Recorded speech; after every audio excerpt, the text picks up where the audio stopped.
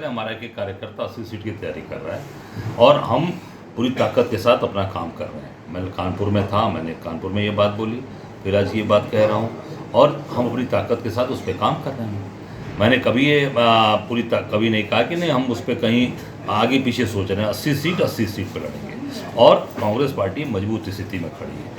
आप जैसे मध्य प्रदेश की बात आपने कहा कि वहाँ पर मध्य प्रदेश में इनकी 7 सीटें थी, पिछली बार 1 सीट थी।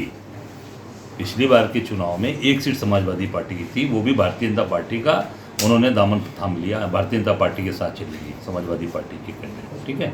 तो वहाँ तो कोई आधार बचा नहीं। जब कोई आधार नहीं बचा तो जो कांग्रेस वहाँ मजबूती के साथ खड़ी है मध्य प्रदेश में, उनका समर्थन करिए, साथ दीजिए, तभी ना भारतीय जनता पार्टी को आप शिकस्त दे पाएंगे। कैसे शिकस्त दे पाएंगे आप? जो ताकतवर है उसके साथ खड़े रहिए।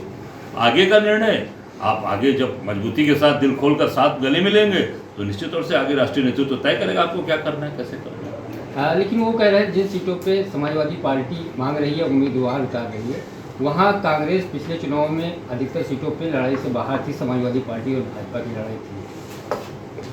अब ये तो क्या वहाँ का आंकलन है उसको मुझे जानकारी नहीं। मैं इतना ही जानता हूँ कि पूरे मध्य प्रदेश में बीजेपी और कांग्रेस पार्टी की लड़ाई रही है पूरी तरीके से।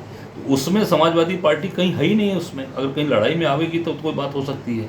पूरी लड़ाई वहाँ पर 2 दल के बीच में है और वहाँ पर समाजवादी पार्टी का कभी कोई आधार नहीं रहा है।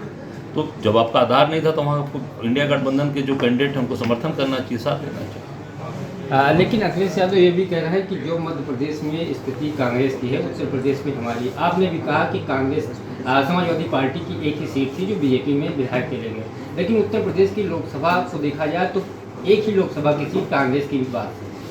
देखिए वो तो समय वक्त बताएगा। अभी तो जो विधानसभा की बात है हम उससे बात करेंगे ना। और हमने ये कहा ना कि हम वहाँ पे एक विधायक थे, भाजपा में चले गए, ठीक है। हमारी जो एक लोकसभा की सीट है वो किसकी है और कहाँ है? वो सोनिया जी हैं। सोनिया जी है ना रायबरेली से, पूरी दमदारी पूरी। नहीं, हम जो बता रहे मेरी बात सुन लीजिए। झूठ बोलकर हार गए ना। 13 रुपये किलो चीनी दिया। पूछ लीजिए जरा, अमेठी चले जाइए, माइक कैमरा लेकर जाके पूछ लीजिए कि 13 रुपये किलो चीनी किसी को मिली है?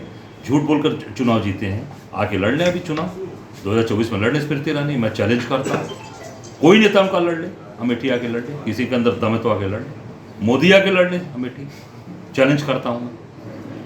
तो हम सोनिया गांधी हमारी नेता हैं, वो यहाँ से सांसद हैं वहाँ से, जो पूरे देश में भारतीय जनता पार्टी को हराने की ताकत रखती हैं, लड़ रही हैं।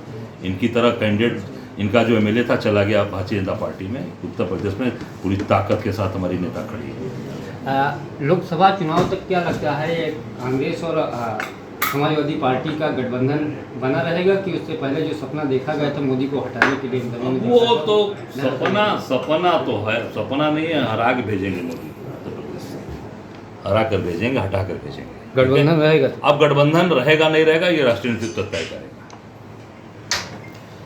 ये हमारे साथ थे कांग्रेस के प्रदेश अध्यक्ष अजय कुमार राय जी, जिन्होंने मध्य प्रदेश को लेकर के कहा कि वहाँ पे कांग्रेस मजबूत है, समाजवादी पार्टी को सपोर्ट करना चाहिए।